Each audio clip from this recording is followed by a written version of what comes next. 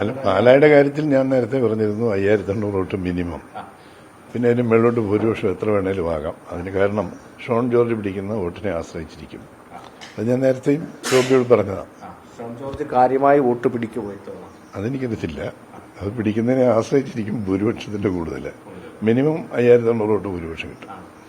ഈ 5000ത്തിലേക്ക് ഭൂരിപക്ഷം കഴിഞ്ഞ തവണ 10ന് മേളിൽ ഭൂരിപക്ഷം ഉണ്ടായിരുന്നു. അപ്പോൾ അത് കുറയുന്നതിന്റെ ഒരു കാരണം ഷോൺ ജോർജിന്റെ വരവ് മാത്രമാണ്. കുറയുന്നതിന്റെ കാരണം ഷോൺ ജോർജിന്റെ വരവ് മാത്രമല്ല. കഴിഞ്ഞ തവണ 1,40,000 വോട്ട് പോൾ ചെയ്തിരുന്നു. ഇത്തവണ അതൊന്ന് 36 അടുപ്പിച്ചേ ഉള്ളൂ. അത് 4000 വോട്ട് അവിടെ തന്നെ കുറഞ്ഞു.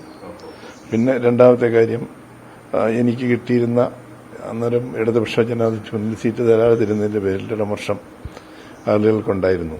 അത് ഇത്തവണ LDFിലേക്ക് തന്നെ ആ വോട്ടുകൾ പോയിട്ടുണ്ടാവാം. ഇത്തവണ ജോസ് കെ മാണി പക്ഷേ വലിയ പ്രതീക്ഷയിലാണ്.